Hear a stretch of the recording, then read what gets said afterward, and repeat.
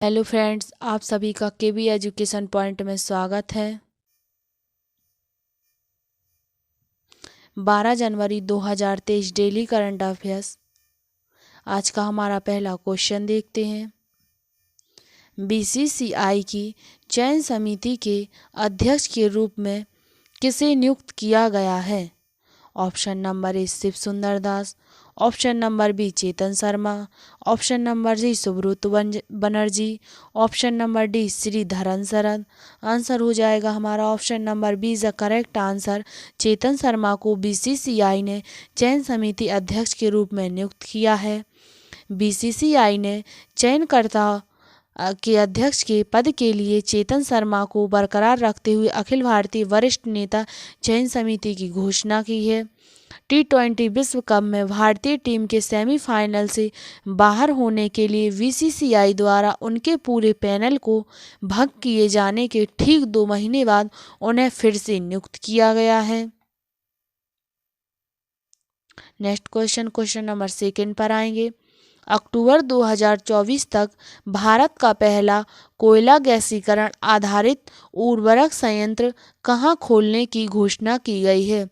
Option number A Andhra Pradesh, option number B Orissa, option number C Assam, option number D Jharkhand. Answer हो जाएगा हमारा option number B is the correct answer. Orissa में अक्टूबर 2000 भारत का पहला कोयला गैसीकरण आधारित उर्वरक संयंत्र खोलने की घोषणा की गई है।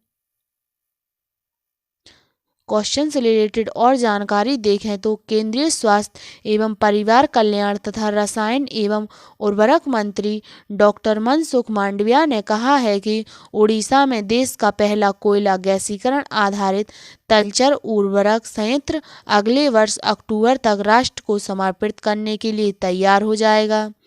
इनमें से 4 संयंत्र पहले से ही काम कर रहे हैं, जबकि तलचर एक कोयला गैसीकरण संयंत्र है जो अक्टूबर 2024 तक भारत में चालू हो जाएगा। एफसीआईएल तलचर इकाई का पुनर्निर्माण Talcher fertilisers limited, TFL, GAIL India limited, GAIL Rashtriya chemicals and fertilisers limited, RCF, coal India limited, CIOL और fertilisers corporation of India limited FCIL द्वारा प्रवर्तित कंपनी द्वारा किया जा रहा है।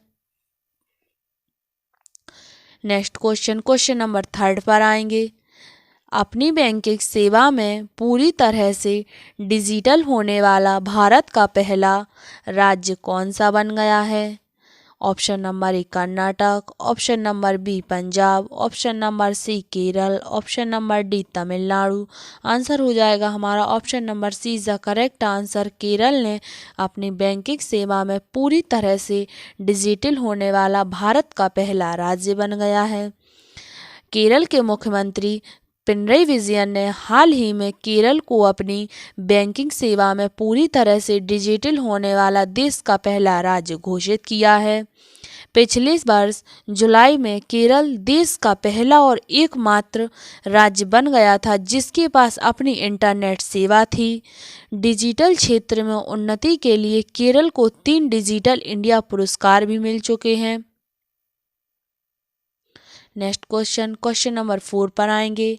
विश्व हिंदी दिवस 2023 कब मनाया गया है? ऑप्शन नंबर ए 14 सितंबर, ऑप्शन नंबर बी 24 अक्टूबर, ऑप्शन नंबर सी 2 जनवरी, ऑप्शन नंबर डी 10 जनवरी। आंसर हो जाएगा हमारा option number D is the correct answer. 10 जनवरी को विश्व हिंदी दिवस 2023 के रूप में मनाया गया है। नेक्स्ट क्वेश्चन से रिलेटेड जानकारी देखें तो विश्व हिंदी दिवस 10 जनवरी को मनाया जाता है। यह दिन भाषा को बढ़ावा देने के लिए मनाया जाता है। 10 जनवरी को संयुक्त राष्ट्र महासभा में पहली बार बोली जाने वाली हिंदी भाषा की वर्षगांठ मनाई गई है। विश्व हिंदी दिवस 14 सितंबर को मनाए जाने वाले राष्ट्रीय हिंदी दिवस से अलग है, क्योंकि 14 सितंबर को राष्ट्रीय हिंदी दिवस मनाते हैं जबकि 10 जनवरी को विश्व हिंदी दिवस के रूप में मनाते हैं। विश्व हिंदी दिवस पहली बार 2006 में तत्कालीन प्रधानमंत्री मनमोहन सिंह के निर्देश पर मनाया गया था।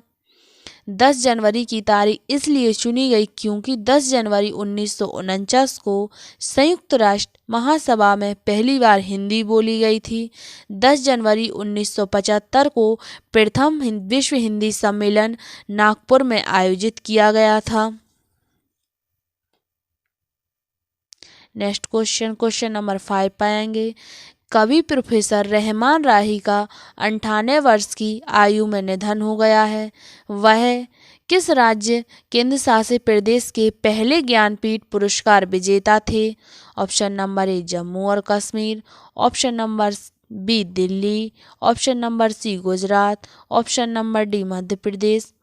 आंसर हो जाएगा हमारा option number A is the correct answer. Jammu और कश्मीर के प्रोफेसर रहमान राही का 98 वर्ष की आयु में निधन हो गया, जिन्होंने पहला ज्ञानपीठ पुरस्कार विजेता थे। क्वेश्चन से रिलेटेड और जानकारी देखें तो प्रसिद्ध कवि, गीतकार, अकादमिक और ज्ञानपीठ पुरस्कार विजेता प्रोफेसर रहमान राही का लंबी बीमारी के बाद श्रीनगर में उनके विचार नाग निवास पर निधन हो गया है। वह 98 वर्ष की आयु के थे। 1961 में 36 वर्ष की आयु में उन्हें साहित्य अकादमी पुरस्कार से भी सम्मानित किया गया था। 1999 में उन्होंने साहित्य में अपने योगदान के लिए भारत में चौथा सर्वोच्च नागरिक पुरस्कार पद्मश्री भी जीता था। साहित्य में उनके योगदान की मान्यता में प्रसिद्ध कवि प्रोफेसर रहमान राही 2007 में ज्ञानपीठ पुरस्कार से सम्मानित किया गया था, जो साहित्य के प्रति उनके उत्कृष्ट योगदान के लिए प्रतिष्ठित लेखकों को हर साल दिया जाने वाला देश का सबसे पुराना और सर्वोच्च साहित्यिक पुरस्कार है। उन्हें 2004 में प्रकाशित उनके कश्मीरी संग्रह सियाह रोड जरीन मंच इन ब्लैक वनर 100 वर्ष के लिए ज्ञानपीठ पुरस्कार से सम्मानित किया गया था। सबसे पहले ज्ञानपीठ पुरस्कार पाने वाले व्यक्ति GS कुरुप थे और सबसे पहले ज्ञानपीठ पुरस्कार पाने वाली महिला आशा पूर्णा देवी थी। नेक्स्ट क्वेश्चन नंबर 6 पर आएंगे। हाल ही में भारत ने किस देश में 2 लिथियम खानों और 1 तांबे की खान की खोज की है? Option number A New Zealand, option number B Scotland, option number C Brazil, option number D Argentina. Answer हो जाएगा हमारा option number D is the correct answer. Argentina में 2 लिथियम खानों और 1 तांबे की खान की खोज की गई है। भारत ने संभावित अधिग्रहण या दीर्घकालिक पट्टे के लिए अर्जेंटीना में 2 लिथियम खानों और 1 तांबे खान की पहचान की है। नवंबर 2022 में संभावित लिथियम जमा का आकलन करने के लिए भूवैज्ञानिकों की एक टीम को अर्जेंटीना भेजा गया था।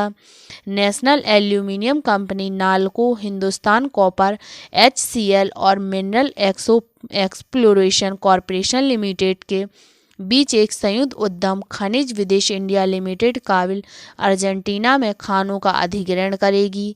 अर्जेंटीना अटाकामा क्षेत्र में लिथियम एक मूल्यवान चांदी सफेद क्षार धातु के सबसे बड़े भंडार का घर है। नेक्स्ट क्वेश्चन नंबर 7 पर आएंगे। ब्रिटिश भारतीय सेना स्मारक कहाँ बनाया जाएगा? Option number A Scotland, option number B England, option number C Japan, option number D चीन। आंसर हो जाएगा हमारा option number A is the correct answer. Scotland में ब्रिटिश भारतीय सेना स्मारक बनाया गया है। क्वेश्चन से रिलेटेड और जानकारी देखें तो 2 विश्व युद्धों के दौरान अंग्रेजों के साथ लड़ने वाले लाखों भारतीय सैनिकों के बलिदान को याद करने के लिए स्कॉटिश शहर ग्लासगो में एक नया ब्रिटिश भारतीय सेना स्मारक बनाने की मंजूरी दे दी गई है। इसमें दोनों विश्व युद्धों में ब्रिटेन की ओर से लड़ने वाले 40 लाख से अधिक भारतीय सैनिकों के योगदान को दिखाया जाएगा। स्कॉटलैंड ग्लासगो की स्थानीय परिषद ने एक स्मारक बनाने की योजना को मंजूरी दे दी है। ग्लासगेज नगर परिषद अब स्मारक बनाने की अंतिम तैयारी कर रही है।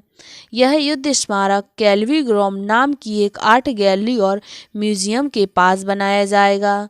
द्वितीय विश्व युद्ध में भाग लेने वाले उन सिख और मुस्लिम सैनिकों के योगदान को स्मारक में विशेष रूप से दिखाया जाएगा। नेक्स्ट क्वेश्चन नंबर 8 पर आएंगे। Kho kho federation of India द्वारा खेलो इंडिया राष्ट्रीय महिला खो लीग किस राज्य में शुरू की गई है? Option number A Punjab, option number B Kerala, option number C Himachal Pradesh, option number D Uttarakhand. Answer हो जाएगा हमारा option number A is the correct answer. Punjab में खो खो फेडरेशन ऑफ इंडिया द्वारा खेलो इंडिया राष्ट्रीय महिला खो लीग शुरू की गई है। क्वेश्चन से रिलेटेड और देखें तो खेलो इंडिया सीनियर महिला राष्ट्रीय खो खो लीग 10 जनवरी से 13 जनवरी तक चंडीगढ़ विश्वविद्यालय पंजाब में हो रही है। लीग का आयोजन kho kho federation of India द्वारा किया जा रहा है और इसे 3 चरणों में युवा मामलों और खेल मंत्रालय से पूर्ण वित्तीय सहायता के साथ आयोजित किया जा रहा है। इस लीग में कुल 12 टीमें और करीब 200 खिलाड़ी भाग ले रहे हैं। जूनियर और सब जूनियर आयु वर्ग के लिए खो खो महिला लीग 16 से 19 जनवरी तक रांची के होड बार में अल्बर्टा एक्का खो खो स्टेडियम में आयोजित की जाएगी। खेलो इंडिया महिला लीग जो 2021 से कई खेलों में आयोजित की जा रही है, देश के समग्र खेल पारिस्थितिकी तंत्र को विकसित करने के लिए युवा मामले और खेल मंत्रालय द्वारा की गई है। यह एक महत्वपूर्ण पहल है। नेक्स्ट क्वेश्चन नंबर 9 पर आएंगे। निम्नलिखित में से किसे पतंगराव कदम पुरस्कार से सम्मानित किया गया है? Option number A Ratan Tata, option number B Mukesh Ambani, option number C Gautam Adani, option number D Adar Poonawalla. Answer हो जाएगा हमारा option number D is the correct answer. Adar Poonawalla को पतंगराव कदम पुरस्कार से सम्मानित किया गया है। वैक्सीन निर्माता सीरम इंस्टीट्यूट ऑफ इंडिया के सीईओ आधार पूनावाला को पतंगराव कदम पुरस्कार से सम्मानित किया गया है। आधार पूनावाला अपने पिता डॉक्टर साइरस पूनावाला की विरासत को आगे बढ़ाने में मदद की है और एसएसआई ने अब तक 160 टीकों का निर्माण किया है। सीरम इंस्टीट्यूट ऑफ इंडिया ने अब तक 160 टीकों का निर्माण किया है। डॉक्टर पतंगराव कदम एक ऐसे नेता थे जिन्होंने गुणवत्तापूर्ण शिक्षा प्रदान करने के लिए 190 संस्थानों का निर्माण किया है और गुणवत्तापूर्ण मानव संसाधन का निर्माण किया था। नेक्स्ट क्वेश्चन नंबर 10 पर आएंगे।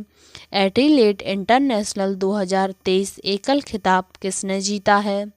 Option number A Sebastian Korda, option number B Novak Djokovic, option number C Rafael Nadal, option number D Carlos Alcaraz. Answer हो जाएगा हमारा option number B is the correct answer. Novak Djokovic ने Adelaide international 2023 एकल का खिताब जीता है। Novak Djokovic ने अमेरिका के सेबेस्टियन कोर्डा को 6-7, 7-6 और 6-4 से हराकर एडिलेड इंटरनेशनल का खिताब जीता है।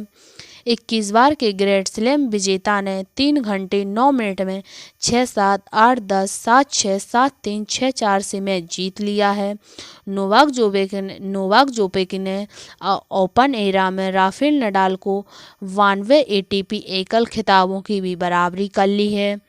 पूर्व वर्ल्ड नंबर 1 खिलाड़ी नोवाक जोकोविक ने 2019 की शुरुआत से ही ऑस्ट्रेलियाई सरजमी पर लगातार 34वां मैच जीता है। नेक्स्ट क्वेश्चन नंबर 11 पर आएंगे। दक्षिण अफ्रीका के हरफनमौला खिलाड़ी ड्वेन प्रेटोरियस ने तत्काल प्रभाव से अंतर्राष्ट्रीय क्रिकेट से संन्यास लेने की घोषणा की है।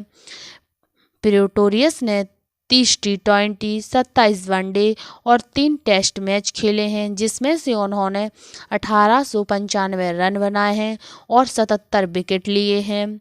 प्रेटोरियस ने 2016 में अंतर्राष्ट्रीय क्रिकेट में अपना पहला कदम रखा था और 2019 वनडे विश्व कप और 2021 T20 विश्व कप के लिए दक्षिण अफ्रीका टीम के हिस्सा भी रहे हैं। प्रेटोरियस के पास 2021 में पाकिस्तान के खिलाफ 5-17 के साथ T20 में दक्षिण अफ्रीका के गेंदबाज द्वारा सर्वश्रेष्ठ आंकड़ों का रिकॉर्ड है। नेक्स्ट क्वेश्चन नंबर 12 पर आएंगे। भारत के पूर्व मुख्य न्यायाधीश और राज्यसभा के सदस्य रंजन गोगोई ने असम के मुख्यमंत्री डॉक्टर हेमंत विश्व शर्मा के कार्यालय में पहले वर्ष की घटनाओं का लेखा जोखा रखने वाली एक पुस्तक मुख्यमंत्री की डायरी नंबर 1 का विमोचन किया है। रंजन गोगोई वर्तमान में राज्यसभा के सदस्य हैं। उन्होंने 2018 से 2019 तक 13 महीनों के लिए भारत के 40वें मुख्यमंत्री न्यायाधीश के रूप में कार्य किया है। वर्तमान में मुख्य न्यायाधीश चीफ जस्टिस ऑफ इंडिया 50वें क्रम के DY चंद्रचूड़ हैं। Thanks for watching.